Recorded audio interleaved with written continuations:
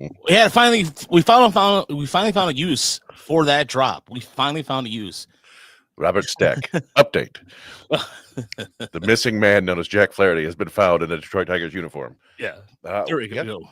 What a surprise. I mean, I guess, this question had come up, or people had suggested this a number of times, and we even talked about it last Thursday, I think. Yeah, we did. But, it felt like a minor possibility. I didn't see it actually happening. People have been talking about Jack Flaherty flirting with the Tigers on various shows and talking about how he wanted to stay, and here you go. Late Sunday night, Jeff Passan, Tigers have re-signed Jack Flaherty. It was better than the bomb they received yesterday by Dallas Mavericks fans. Oh, God. Yeah. What a horrible trade.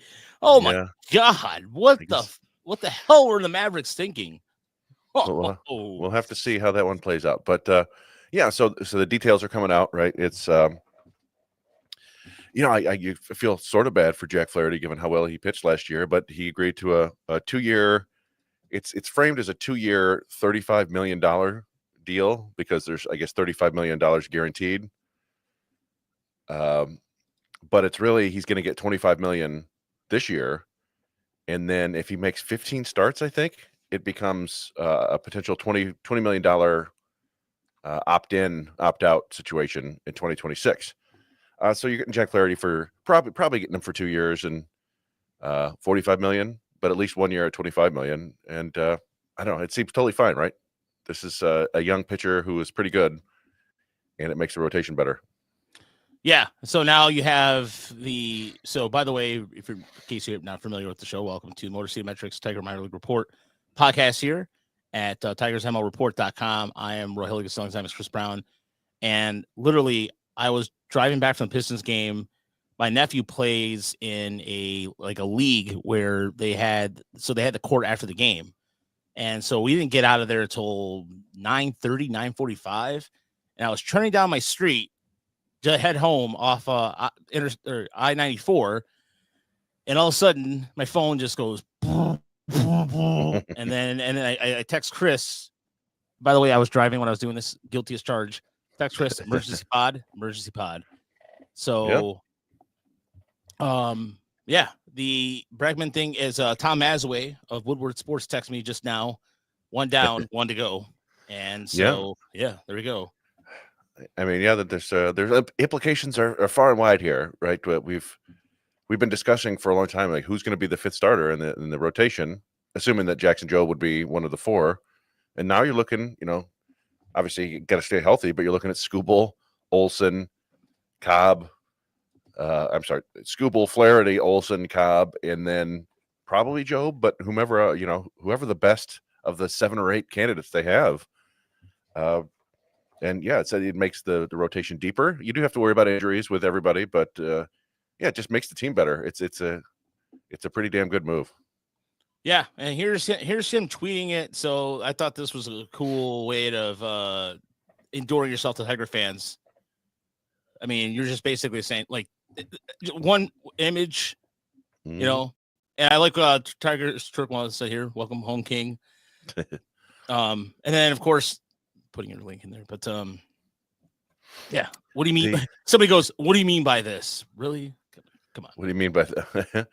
Well, so I mean, I think we do have to give Scott Harris some credit here. Or Scott Harris, you go sign Jack Flaherty for a 1-year deal. You help him get much better. You flip him for a top 100 prospect who could be a top 30 prospect by the middle of the year. Another guy who got top 100 prospect votes because he looks like a legit big league shortstop, at least defensively. And then you don't lose anything for re-signing him now. You don't lose a draft pick or anything, and you get better. So I mean, that's kind of just all good all around. It's hard to complain about anything about this. Yeah. And now it's you have a embarrassment of pitching depth right now. By the way, if anybody sees me out in public at Little Caesars or Comerica Park, come say hey. I'm not a weirdo. You can come say hi. I'm cool. And Flaherty got a ring too. That's another thing. Good point to point out there by Josh. he got a ring out of this, and so then the question becomes: then you look at the depth. Like let's look at the depth, shall we? Let's look at the Tigers' current depth right now. That's according to Will. I mean, they even Fangraphs works so quickly that Jack Flaherty's already on the roster on Fangraph. Nice. So let's look at that real quick, because I think this is where I don't want anybody to, I want people to stop complaining about Scott Harris. One, because he got it done, and two, okay, this is why you like this move here. Okay, your rotation now is Skubal, Flaherty, Olsen, Cobb, and either Job, Mize. It could be different. It can be Manning for all we know. I sincerely doubt it, but it could be Kiter Montero. You're looking, and you're looking at a pretty deep rotation, because then you go down to Toledo. Let's go down to Toledo. Mm-hmm. And you have Job, Madden, Montero, Manning. You also have Brett Suter, who might be more of a reliever, or maybe a swingman. I'm not 100% sure. Plus, you have Jordan. I can't say his name. The guy who they brought in from the Twins. But Balazovic. Vlahovic, yeah, who could potentially be a starter in Toledo. You have Sawyer Gibson Long coming back, and so you kind of have an embarrassment of riches right now in a way. By the way, Dan, yes, I'm not a weirdo. I don't know what else you want me to say. I love like, if people have met me in the stands, I will talk baseball. I will have a beer with you. I'm charming. I'm entertaining. There you go. But no, I know, Dan, you are. I was just saying. But no, I mean, you look at, and Garrett Burhan, not too far behind either. They have now with Flaherty a rotation that will put him as probably one of the better ones in the American League. Is that too strong to say? No, I would think so. I'm trying to think of the Yankees have a pretty solid rotation. Seattle's always pretty good. Who else is out there? Boston has done some things this offseason, getting Crochet. So, but it's gonna be up there. I think you could argue it's the best rotation in the AL Central. By the way, still Faedo still needs to clear waivers, so that just happened. It's going to be a while before he still has to clear waivers. I think another week, I believe, right? Is it 14 days? I think it's 7 days to clear waivers. Oh, okay, 7 days. Okay. Yeah. But yeah. Oh, and Elton. Yeah. Elton, they got a brother, Jack Flaherty. Yeah. He is. Yeah. I don't know if Elton knows that or not. Yeah. But he's so yeah. We'll re-up on this. Flaherty has signed. It's a 2-year deal, but it's a $25 million for year one, with a player opt out for year two. The opt out automatically goes from $10 million to $20 million if he makes 15 starts this year, which seems reasonable, right? If he gets injured, then they're not going to give him a bunch of money next year. But if he stays healthy and he's productive, then $20 million for another year is probably not bad. He may turn it down. I don't know. We talked about it a little bit on the show with Ashley, where it almost feels like teams are asking guys to prove it twice now, right? We talked about with the Blake Snell deal. He couldn't get a long-term contract, so he had to sign one of these shorter things with opt-outs, and then he proved it again, and then he got his long-term deal. So for Jack Flaherty's sake, I hope he goes out and shoves this year and goes and finally gets his long-term deal. It's going to help the Tigers, but either way, it's there's nothing to complain about with this deal. Yeah, but there's a lot of questions coming in fast and furious. We'll get to a lot of questions here. There's in terms of answering all at once, but if you feel like super chatting us too, that goes a long way as well. But just saying, like, as far as like, let's ask the first question, because we talk about depth. I want to continue with that conversation with depth. Oh, hold on a second. What was it? Jed has now, he's creating the picture, the infamous Alavila picture, taken from below with the dark clouds in the background, making him look like the Godfather. Jed has photoshopped Scott Harris's face onto it. Oh, all right. We got to see this immediately. Yeah, I don't know if I could put a tweet in the link here, but you share it. Can you share the screen? Or I'll share Jed, because that's how. Yeah, there we go. Sorry, what you were. Or let's do this real quick, because then my attention span is short. So Chris seems very happy. Yes. Well, it's a good move. There it is. Yes. That's well done.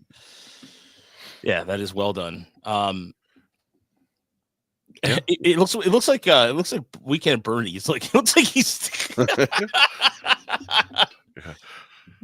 his arm moving around. Yeah. yeah. Okay. So let's address the depth situation here. So the then becomes okay. First question comes to mind: what prospects suffer from this? Not necessarily suffer, but who you can make now a case of trading for Casey. You can trade Casey Mize. You can trade Matt Manning. And look, the thing about Matt Manning is this: Matt Manning, all he needed to be said is essentially when it came up to September call ups, he didn't get a call up. As simple as that. So is either he comes back, if he comes back or not is the question. But other guys passed him by. Montero, you looked at Brent Herter came up before he did. After he got healthy, they had opportunities to bring him back, and he didn't come back.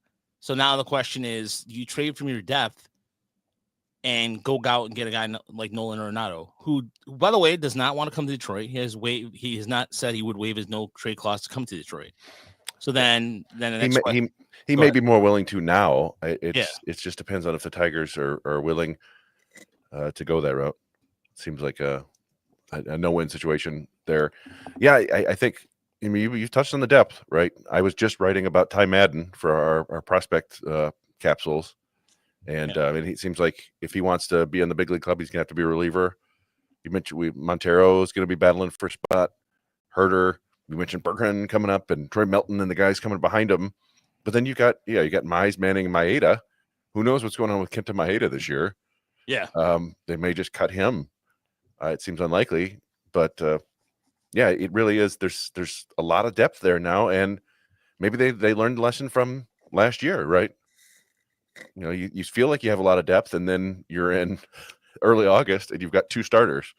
So maybe they're just going to keep guys in Toledo. We talk about it time and time again. They don't mind having big leaguers in Toledo. Yeah. And you look at what the rest of the division has done, which is jack shit.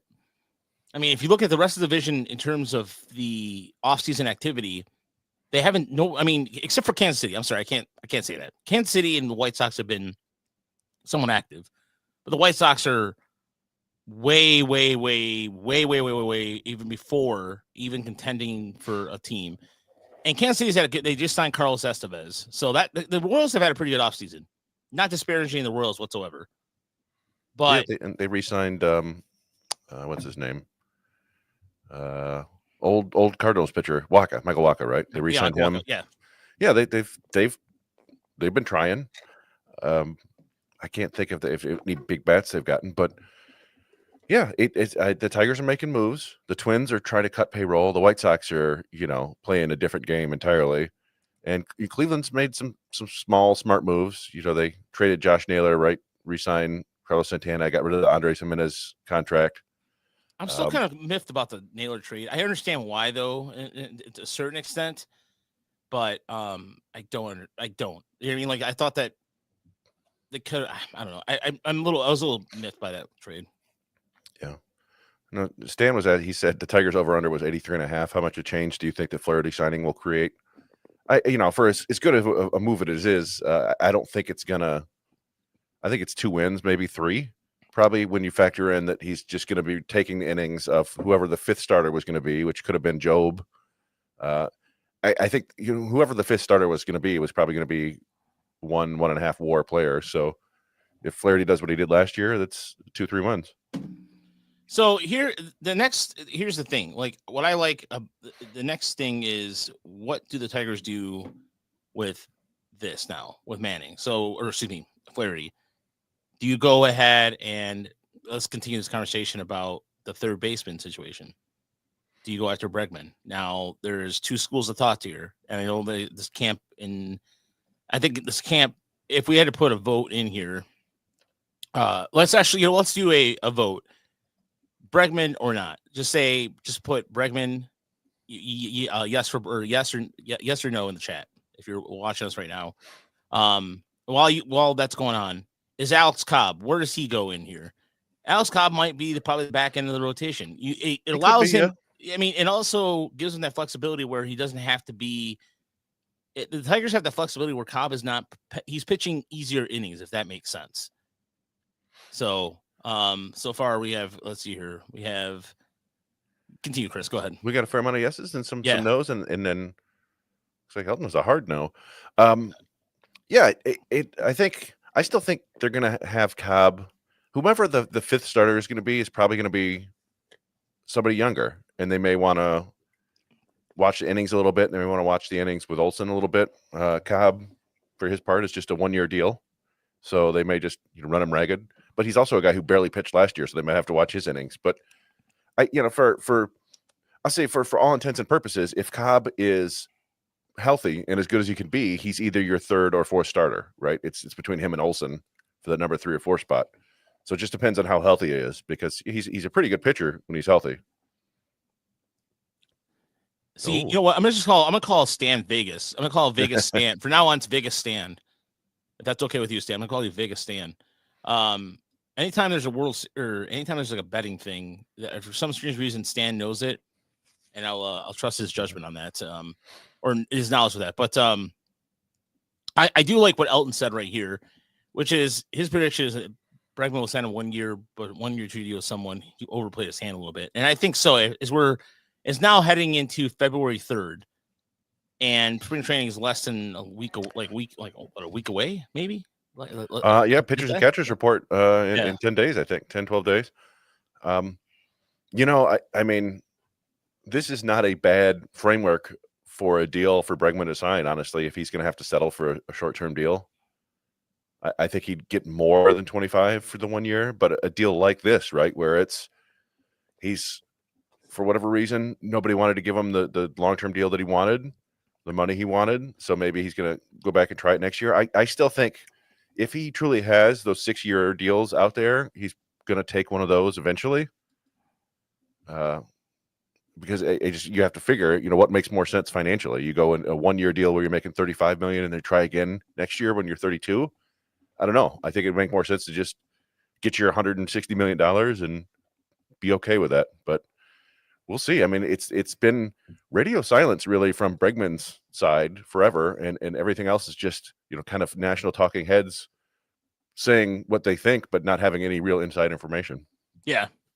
And I will say this, and Stan said this last week, or I had a couple listeners said this last week.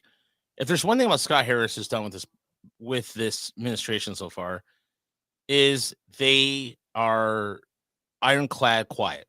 You can't when you hear the Tigers with for example the recent signing of Tommy Kahnle, nothing. No one knew anything about it. There was a couple hours and then boom, and it happened like that quickly.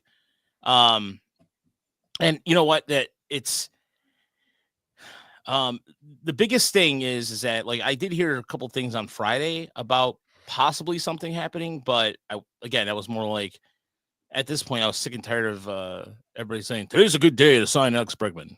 Mm-hmm. And that was also just BS. But the thing is, getting back to there's a ton of questions in here that we're trying to sort through. And also somebody donated $10. Thank you, Nicholas. I appreciate that. I missed that. Oh, it was on PayPal. Somebody donated PayPal. Sweet. So thank you, Nicholas. So the thing is that I think for Bregman right now, in terms of what deal would make sense for the Tigers, I do like the idea of 2 years opt out, and then he go a 6-year deal with the opt out after 2, something like that. I think would be maybe give him that 180. I don't think he's worth. I don't know. I don't like saying how much is worth. The market wise, I know Houston offered him 6 years, 156, but I look, a 4-year deal is fine by me. And yes, and by the way, we didn't play this. We did not play this at all. Wait, I think he's going to be just fine. Yeah, Scott Harris on the pitching staff. Mm-hmm. Yeah, that's. Go ahead. No, I'm just digging into the Flaherty numbers just for fun. I was wondering if usually Dan Zaborski when he does the Zips projections. No, I guess he didn't. It feels like usually he'll do them anyway for guys who are free agents just with their previous team, but I don't see Flaherty on there. But I think he's projected for like 2.5 wins. It's I don't know. It's a good situation to be in right now. The Tigers have added Gleyber Torres, they've added Alex Cobb, they've added Jack Flaherty, they've added Tommy Kahnle. They've added a right-handed bat, 2 starters, and a reliever. It's kind of exactly what they did last year. They when you think about it, they added Maeda and Flaherty last year. They got 2 relievers last year, right? They got Shelby Miller and Chafin, and they added Marcana. They traded for Marcana. So I think I think I was talking about the other day at like 1:30 in the morning that I thought like they were Brown at night. Yeah, I was Brown after hours. I was like, I feel like they're going to go get a left-handed reliever because right now you're looking at your left-handed relievers are Tyler Holton and Sean Gunther and Brant Herter, right? Like those are your options, unless I'm missing somebody. And I don't know if you can count on Sean Gunther to recreate what he did last year because he had like a BABIP of like 198 and only striking out 6 per 9. And maybe you could move Herter into that role now as your lefty specialist, but I still feel like they might want somebody to get tough lefties out.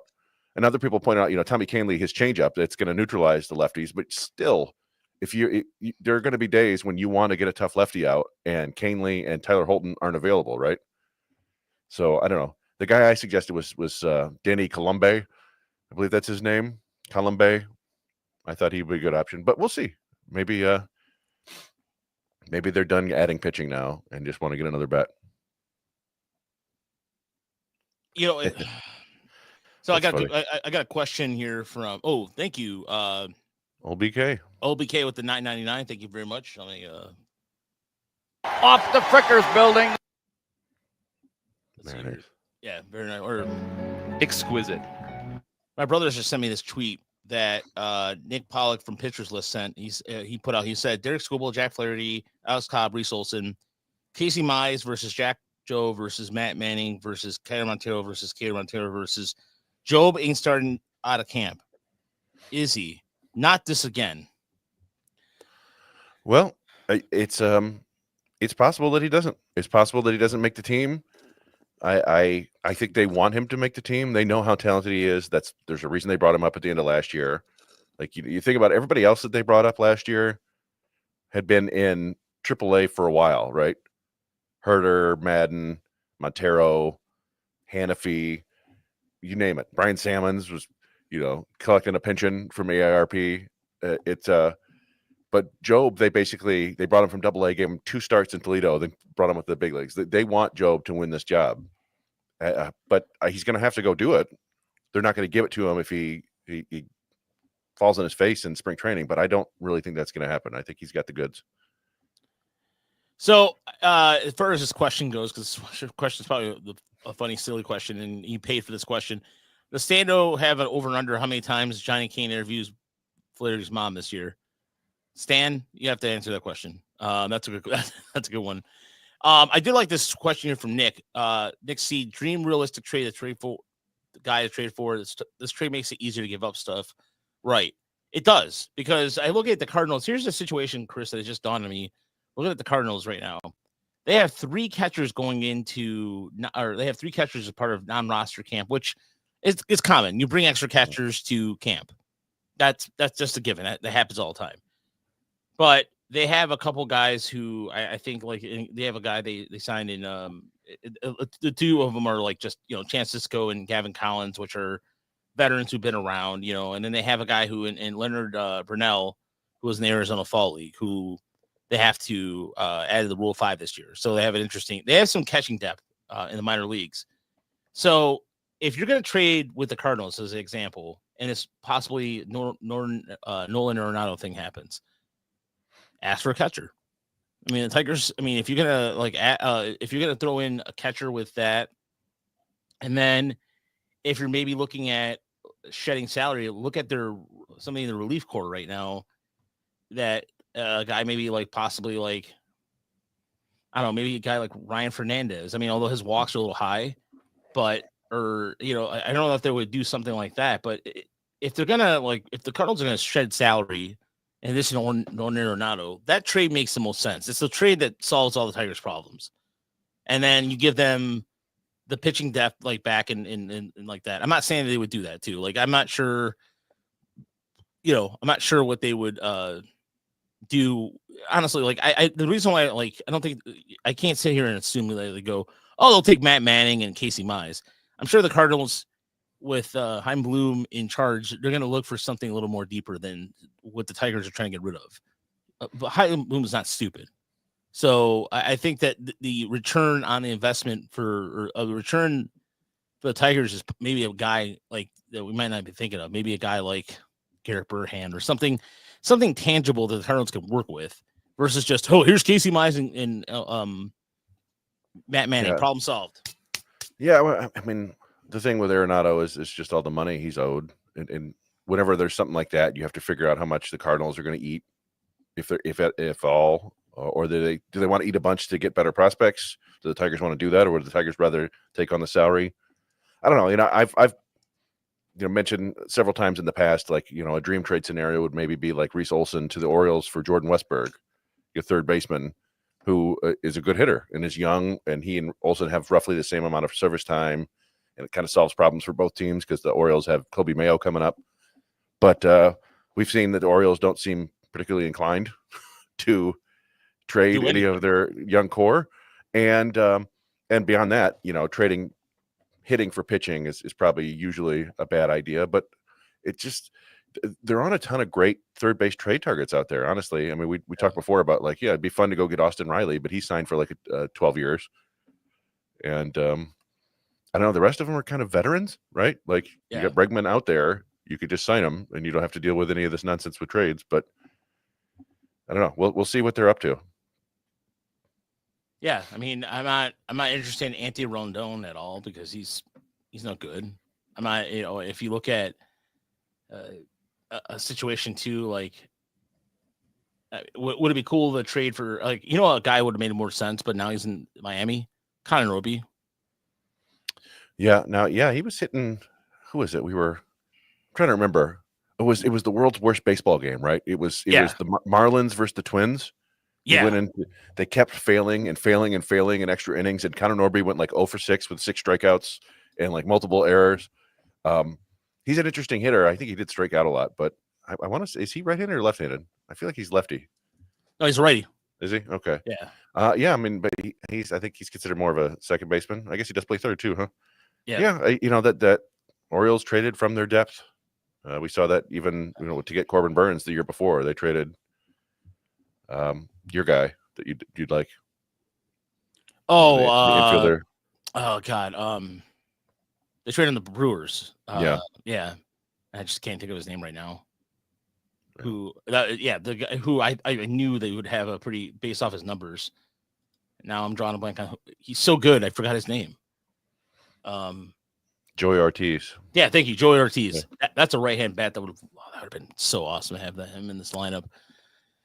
But so now the question is, I mean, there's with these, in terms of what they could trade for in terms of closer wise too. I mean, if another team that has been awfully quiet has been the Padres.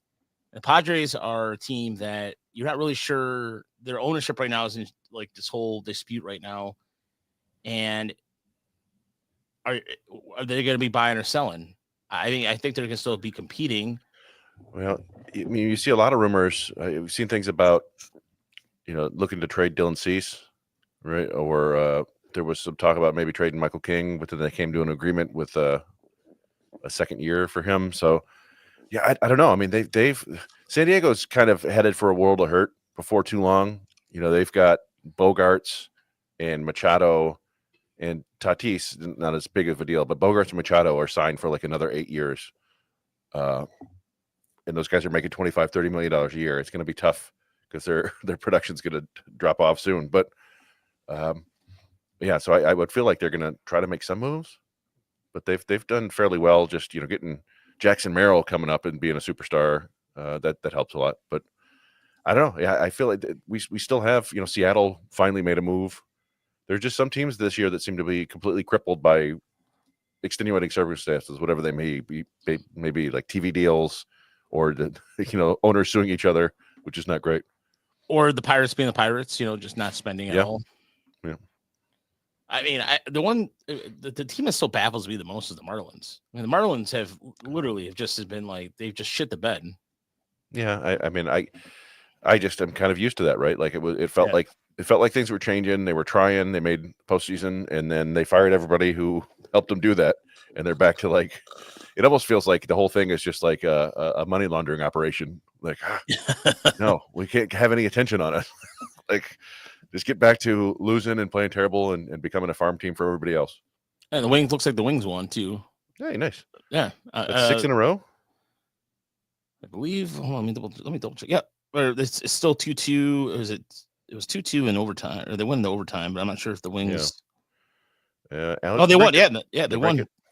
I think that's 6 wins in a row. But yeah, hey, everything's coming up Illich except for the whole affordable housing thing. Yeah. But yeah, no, I don't know. This is good timing, I think, for Tigers fans too, right? Yeah. Right. Heading into spring training, maybe people will buy those $600 luxury seats now. They can heat your butt or cool your butt if you're one of those weirdos. Yeah. Why would cool their butt? I think maybe on like a 99-degree day, you might want a little ice butt, but yeah, no one likes swamp ass. Yeah, but those will definitely be nice in the opening week.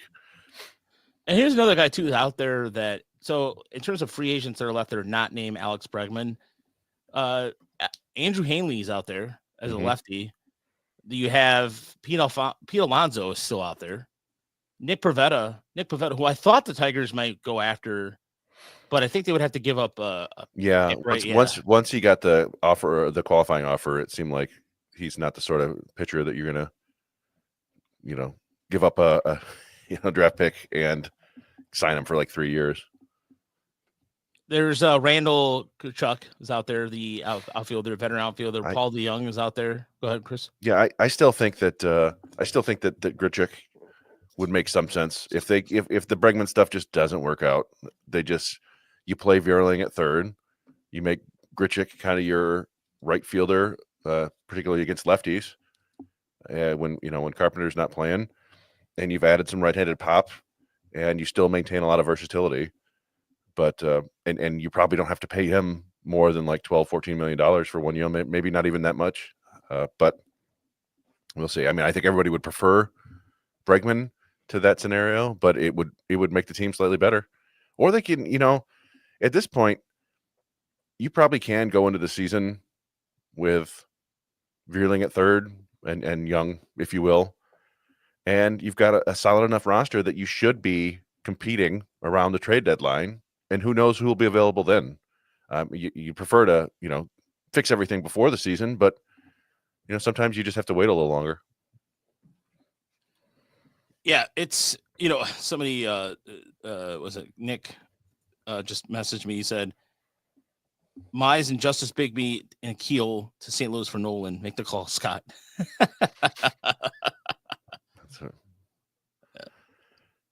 Yeah, I'm looking at the best unsigned players remaining. You named them all. Kyle Gibson is still out there. Yeah. Jose Iglesias coming to play third. Yeah, Moncada, no thank you. Brendan Rodgers. Bring back JD Martinez. And Kike Hernandez, if you want to bring back, all he does is win championships. Bring him as a utility guy, but I don't know. Yeah, it's I don't know. There's not a whole lot more to say, right? This is a good move for the Tigers, and hopefully that Flaherty passes the physical, and it makes adds a little bit more intrigue to when the Tigers face off against the Dodgers to begin the year. When they're going to get, Ohtani, and Sasaki, and Yamamoto. They're going to get in Glasnow. Another thing about today was weird is that Zach Levine did not play for the Bulls because of personal reasons, and then after the game with the Pistons beat the Bulls, he's been traded to Sacramento. Deal where DeAndre Fox went to San Antonio. So it has been a very interesting day in terms of like the amount of activity that's going on. And the thing is, even with Flaherty, the back issues aside, which is why he didn't get this long-term deal. Whatever voodoo magic the Tigers did last year, it allowed them to get. We haven't mentioned this. Well, Chris did the prospect side of things. They improve the farm system, and there you go. There's been a Tigers-Dodgers World Series prediction too already. Yeah, that was the MLB Network, I think. Wilkie suggested Alex Verdugo. I don't mind that at all. By the way, thank you. Thank you, by the way, for OBK Type 46 videos. We're going to be continuing that. That was going to happen. So the Piston game thing took too long, and I told Chris, well, we'll just record so tomorrow we're going to be recording our overview of all the prospect lists, because we just did. If you haven't had a chance, go to tigersmlreport.com, and I did a piece on the history of the farm system and how far it's come. And there is we're going to be doing a company. Chris started doing this piece about comparing prospect lists to previous prospects. But we're also doing a video on just talk about the top 100, the ESPN one, doing all the various lists. And we're going to be putting out, for everybody, we did this during our Saber meeting yesterday, and I'm going to tease everybody with the top 46 right now. You know what? Does everybody in the chat want to see the top 46? Does everybody want to see the chat? Does anybody want to see it? Can you link Patreon? Yeah, I can do that. I can do that right now. Yeah. Yeah, we have a bunch of stuff. We have literally there's articles every day on Patreon for underneath the paywall that Chris just put up one just now. Right? I didn't finish it. I was working on it, and then this happened. All right. Well, there'll be another one coming out here in the next whenever Chris is done shortly. Okay. Yeah, probably tomorrow at this rate. Yeah. And I will be putting out the podcast from Thursday and the audio from the top 46 tomorrow too. I had a pipe burst in my house yesterday. Shout out to my wife and my son for working and fixing on it, because when it comes to fixing things, I'm not good at that, but I'll pay for things to get fixed. But anyways, a shout out to them, and really, especially my son. My son is much more handier than I am, and he moved to the Patreon is in there, Stan. Just click on the link, and you're good to go. All right, so without further ado, let me do the top 40 here, as the top 46 real quick. As I'm going to put it out tomorrow. I still have to do the plug-in. Let's see here. Song for time. Let me just say this. Go ahead. Talking about Alex Verdugo, I've never been a fan of his. He doesn't really solve the problems the Tigers have. He's a left-handed hitter who doesn't hit for much power at all, and he's not a great defender. He's kind of a middling to bad defender. And going back to since he was a prospect, he's always been kind of a poor attitude guy. That was his thing. It was known well before he got drafted. Even there were people who were out on him, wouldn't put him on their draft boards. Take it for what it's worth. A lot of teams actually liked him more as a pitcher than as a hitter. But I mean, he's young enough, and he could have a bounce back year. But I just don't know if you need another left-handed bat who doesn't really hit for power. That's where I think you would sign him if it wasn't for the emergence of a couple of I think maybe as an insurance policy if Riley Green can't stay healthy. But I think whatever they get in a trade, I think they can pick up somebody like that in a trade that will be a much better option. So, okay, without further ado, and he also is not third baseman. Thank you, Play. That's actually very true as well. Without further ado, here's our top 46. And like I said, I'm teasing this. This chart will be out on our website tomorrow. I just have to put it out. So here we go. So if everybody can see the screen for everybody watching at home. So we've teased the videos. You know what? I'm only gonna go up to number 20 because or 16. You know why? Because I'm not. That's where we're at on the list. So, but yeah, for those who have not seen this yet, here you go. Need to add a lot of scouting reports in there. Yeah. Oh yeah. Boy. Yeah, boy. Yeah, we have a lot to work this week. So, go ahead, Chris. Oh, nothing. No, yeah, people could see it if they. Yeah, let me do a preview here. Let me see here. a little bit behind the scenes of how everything works. So, okay, move real fast.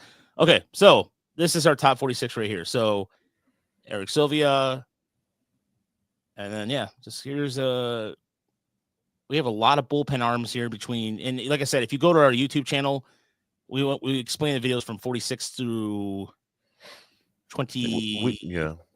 25. Is that right? Yeah, we've gotten to, I think we've finished at 26. Yeah. So we still have to do so, but for our Patreon folks, we're up to number 16. So here we go. Yeah. That should be up there. That's it's a fun little grouping there in the mid-teens. You get a lot of young, interesting arms that, they can go in a million different directions. We've seen one of the young high school arms that they drafted last year, gave big money to. I think Tigers Turkmoil had found that he looked like he had Tommy John surgery on his arm. So that's a bummer, but that's kind of comes with the territory. That's why you get as many pitchers as you can. TJ asked a really good question. Why 46, not 50? Oh, okay. So this is just has to do with the way that we do the list. It's Rogelio, Jerry McKinnon, and me. We each made like a list of 45 to 50 players or whatever, just as many names as we liked. And then we all ranked them individually, and then we kind of combined them and figured out, and basically the way we did it was anybody who had 2 votes made our list. And there were another 30 players or so that got only 1 vote. And we could have done it where it was just players who got 3 votes, and that actually gave us exactly 30, but it didn't feel great to me. There were some players who missed out that I thought deserved to be on there. Players that aren't listed anywhere else on other prospect lists, right? That's kind of why we hope you guys come to us is we kind of go out on a limb with some of these guys and think that they're prospects before you see it on the national scene. Gabriel Reyes, right? Like guys like that. So, but yeah, it ended up being 46 guys who had at least 2 votes. We only wrote about the top 40, I think, right? Yeah. We talked about the bottom 6, but we didn't, because we want to keep some guys on there for when people graduate and we move somebody up. And there's going to be a piece about some of the guys who didn't make the list at all, who we think are worth mentioning. Kind of, I think we could call that sleepers and favorites, and that should be coming out after the top 5. But again, we always say these are snapshots in time. So 2 months from now, our list could look completely different, and it should.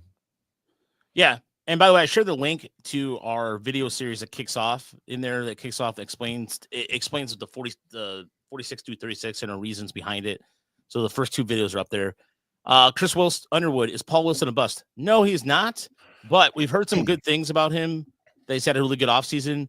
I think he was just figuring things out a little bit, but I wouldn't consider him a bust at all. No, it's so early. There were a lot of things last year that I didn't like when I got to see him pitch in rookie ball. But he's not all that different than Jack Diaz, who we had on the list. It just so happened that Wilson only got 1 vote. But he's a guy that's actually going to be on the sleepers and favorites piece, because it is a pretty good arm. He couldn't throw a fastball for a strike to save his life last year, and the velocity was only like 90, 92, touching 93. But who knows what he was working on? Yeah, and we'll see. Sometimes one of the things I like to talk about with Jackson Jobe is the developmental leap he took between his first full season and his second full season. He came back a completely different pitcher with a cutter, a better fastball, a more refined changeup, and so guys can make big changes in the offseason. That happened with Brent Herter too, from 2023 to 2024. There was in terms of his pitch mix was completely different. He evolved quite a bit from 2022 to 2023, and then even in the 2024. Like, if there's one thing, and we talked about this on we did a Sabre meeting yesterday, it was yesterday, and Chris and I had to talk for almost 2 hours. And we could have probably gone a little longer. At one point, I thought I was running out of steam, and then when Gary said kept going, and somehow we found another angle. But one thing we mentioned in there yesterday is that the Tigers are going to be. I think that the one thing that the Tigers have done in the last 3 years that they've never done with pitchers, and I mean in the history of the farm system, is to take a pitcher and make them better. The Tigers have notoriously have not been that way. I mean, for example, Max Scherzer, when he was here, he fixed his own problems. He did. I mean, he said that he watched a video when he was down in Toledo. And I remember this when he got sent down to Toledo. He watched a video and fixed his own issues. He didn't say anything the Tigers did.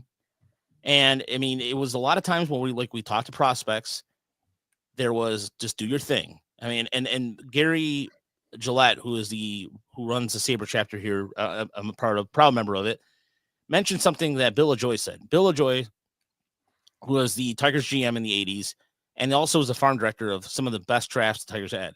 He said that the players did not get instruction until they got to Toledo, that you basically sank or swim until you got to Toledo. The Tigers did not have a pitching coach. Think about this for a second. Think about this for a moment. The Tigers didn't have pitching coaches until you got to Toledo until the 90s. Into the 90s, ladies and gentlemen. Think about that for a second. You don't get any type of pitching instruction until you get to Toledo. You don't get any instruction in AA.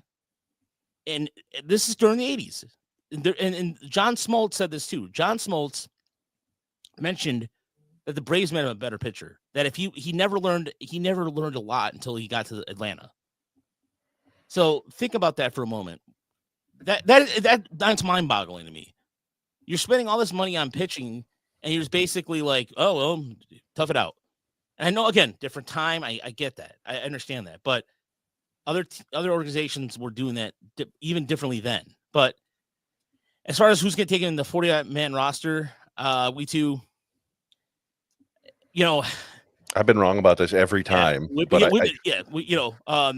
wrong about this. We too. No, you're not. You didn't miss anything. We didn't miss anything.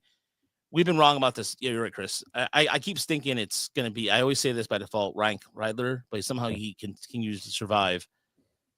Now I'm not saying again to Ryan Kreidler or anything. It's just because fundamentally speaking, I'm not sure where he fits on this roster anymore. That's why I say that. Not because anything, So yeah, it's I don't know. I keep thinking it's gonna be Mason Englert because he's kind of he was the 40-man or the Rule 5 pick a couple of years ago, and he's got a pretty good changeup and interesting stuff. He's come up and pitched a couple times, but he feels like a guy that you might be able to sneak through waivers. They could also do Chase Lee, I think, guy that they just added in the 40-man on the offseason. I'm not sure the exact rules of that though. They might not actually be able to waive him until spring training. Maybe Matt Manning, right? Like I didn't consider Alex Faedo, but in hindsight, it makes sense that he would get removed for Tommy Kahnle. So if they add a starter, maybe drop a starter that they're not crazy about. I don't know. It would feel like kind of a crazy waste with Matt Manning, and certainly somebody else would pick him up. But who knows? Who knows what's going on behind the scenes? Yeah, that one, I mean, right there, it's a complete 100% toss-up on that, really. It could be anybody. It could be they could make a trade and make room for that to happen. I don't know. That part is left to be determined. And, yeah, I wouldn't be surprised. I'm sticking to my theory still that we wouldn't be surprised if there's a trade announced here in the next couple of days, too. And, again, look, the Tigers have spent this offseason. So the narrative that they haven't is over. They've spent more than any team in the AL Central, which I know is not it's easy to do. But if they sign Bregman, then all those people on Twitter and social media that are just saying who are just complaining out loud.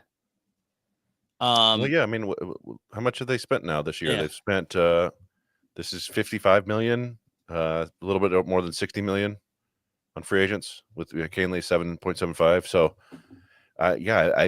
there probably haven't been too many teams who've spent more than that.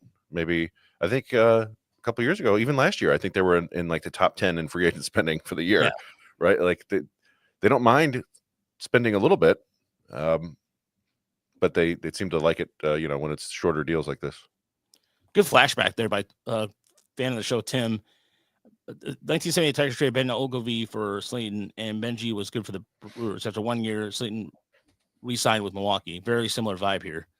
That's a good comparison. Mhm. And again, and Ben Ogilvy was a guy who blew up in Milwaukee, but never did anything with the Tigers. Again, Yeah. it's a thing. Like, I could go back. It's so easy to go back and play Monday morning quarterback with some of these things, but it's This almost feels like a reverse Carlos Guillen and Ramon Santiago situation, right? Where they had Ramon Santiago, traded him, and then he didn't do anything in Seattle, and they got him back. Yeah, it's either way. The Tigers have spent money, and this was a deal they didn't. It's not a deal that they're going to get panned about either. Their player option, and it cost them not that much money in the grand scheme of things. So, but yeah, basically they got 2 prospects for free out of this, And still made the playoffs. So, yeah, nothing to be upset about right here. I'm sure everybody's excited and wants to go get Bregman, and I think we would agree that would probably make for a pretty darn good offseason. But they still, I think, have had a solid offseason. And yeah. I think that people should be optimistic for the team. Yeah. So we're gonna get out of here because we have quite a bit to do. Because I'll take care of a Jack Flaherty piece, Chris. If you want to finish the Sounds good. Yeah, thank you. So we're gonna get cracking on writing. We're also gonna post our top 46 list here as well.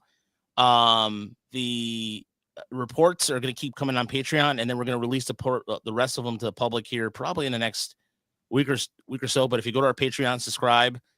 They're going to be, like I said, I wasn't kidding about the bonus content. There's going to be a lot more content on that Patreon, in addition that you'll get ahead before anybody else. Sometimes we'll just put things on there. Jerry had some pieces from last year. They're really good analytical pieces.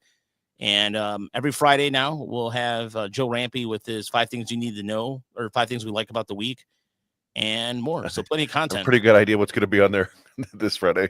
Yeah. Oh yeah, definitely. And maybe there's a Bregman thing on there. Who knows? Mm-hmm. But thank you so much for watching. Thank you so much for listening at home. If there's, like I said, and Uper and those guys will be back on Thursday. Also, Ashley, I admitted with the pipe breaking yesterday, did not edit the video, but Ashley did a video on Tommy Caney. Jesus Christ. Tommy Canley? Canley, thank you. I did say it right. Okay. Tommy Canley. And I just got to edit it, and that's going to be on there too, as well as a short. So plenty of content. Stay classy, everybody. Cheers. Thank you so much for everybody who subscribed to Patreon this week. We've had a nice boost there. Have a good night, everybody.